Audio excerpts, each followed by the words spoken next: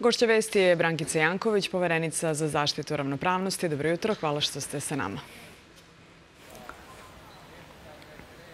Dobro jutro, hvala vam na pozivu i svim učenicima čestitam uspešan polazak u školu, uspešnu školsku godinu i da se uče naravno pored onoga što im je obaveza u okviru nastavnog programa i vrednostima tolerancije, ravnopravnosti, poštovanja svih drugova i drugarica i naravno nastavnicima i nama roditeljima da imamo dovoljno i mudrosti i snage i strpljenja da odgovorimo na izazove ovog današnjeg i roditeljstva, ali i obavljanja najvažnijeg posla u društvu, jednog od najvažnijih poslova, a to su nastavnici i učitelji. Kada smo kod ravnopravnosti, beogradski đaci dobijaju pomoć od grada za kupovinu kompleta udžbenika.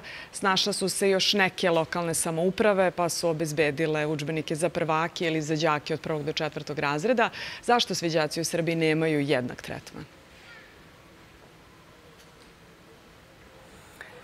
Besplatni udžbenici ne treba da budu privilegija nas roditelja koji živimo u Beogradu ili u drugim većim i razvijenim gradovima, onima koji su u mogućnosti da obezbede besplatne udžbenike, već deca treba da imaju, odnosno i roditelji, potpuno jednak tretman u ovom pogledu, jer pravo na obrazovanje je ustavno pravo, zagarantovano našim ustavom i zakonima i svi smo pred zakonom jednaki, a ljudi su obezbeđivanje udžbenika, posebno u razvijenim gradovima, upravo i doživjeli kao jednu vrstu nepravde i diskriminacije. Ona u formalnom obezbeđivanje udžbenika u Beogradu i ovim lokalnim samoupravama nije diskriminacija u formalnom pravnom smislu, ali potpuno razumem taj osjećaj koji ljudi imaju u mestima gde nije obezbeđen besplatan udžbenički komplet za svu decu.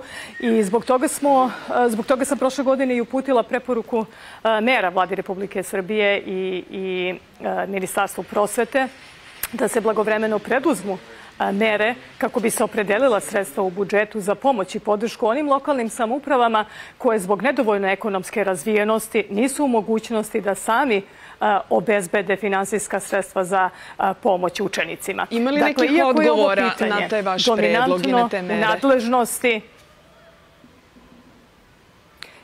Iako je dominantno u nadležnosti lokalnih samouprava, upravo smo svesni nemogućnosti da svi obezbede ova sredstva, uputili preporuku mera i Vladi i ministarstvu i dobili smo odgovor Ministarstva prosvete da će oni učiniti sve ono što jeste u njihovoj moći i nadležnosti i što jeste učinjeno proširenjem odluke Vlade o grupama dece za koje jeste sada besplatan udžbenički komplet, a to jesu deca iz socijalno ugroženih porodica, ona koja pohađaju nastavu po individualnim programima, obrazovnim programima i po IOP-u 1 i IOP-u 2, mislim da je to sada svima poznato, ali je proširena lista i na decu sa retkim bolestima, na decu u kojima je jedan roditelj nepoznat ili je preminuo.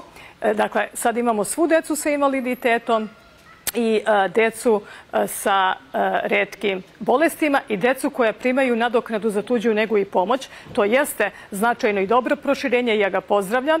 I ima jedan broj lokalnih samouprava koji je sam, poput Beograda, odvojio sredstva posebno i upravo stavio kao prioritet finansiranje besplatnih udžbeničkih kompleta, jer svaka lokalna samouprava može odrediti šta će to biti afirmativna mera, šta će to biti prioritet koji će podržavati. I ja smatram da nema bitnije stvari od finansiranja udžbeničkih kompleta. Vidjeli ste i sami u ovom prethodnom prilogu koji ste uradili. Bogate. Kada bi to moglo da bude podignuto na republički nivo? U međuvremenu smo ove godine izbili izbor i formiranje nove vlade. Evidentno je da ta pokrivenost besplatnim udžbenicima u potpunosti nije zaživela. Mislim da zaista sada ima dovoljno vremena. Mi ćemo kao institucija uraditi jednu analizu koje lokalne samouprave su obezbedile kako bismo pomogli realizaciji i te inicijative koje smo mi uputili. Ono što je dobro, ovoga puta je ministarstvo definisalo obavezu da one lokalne samouprave koje jesu u mogućnosti da obezbede deci besplatne udžbenike, da obaveste ministarstvo, jer se desilo prošle godine, imali smo 2 prijave da su za ovu decu koju sam vam pomenula, iz siromašnu decu, iz ugroženih porodica, obezbedili i država i lokalne samouprave. Dakle, to ne treba da dovede sada do uzaludnog trošenja sredstava, već sam sigurna da mi kao država i društvo možemo da učinimo taj jedan napor, opredelimo sredstva u budžetu za sve one za koje je podrška potrebna, mislim na lokalne samouprave, i dođemo do te situacije da udžbenici budu besplatni za svu decu na teritoriji naše države, a ne da to bude privilegija dece koja žive u Beogradu, i da donosioci odluka stalno imaju u vidu da ne polazimo svi od istih startnih pozicija, ne polazimo svi u školu, evo ovde sa mesta na Savskom vencu gde moja deca polaze u školu, već da mnogi ljudi polaze zaista iz ugroženih porodica, iz opština koje nisu možda u kategoriji nedovoljno razvijenih.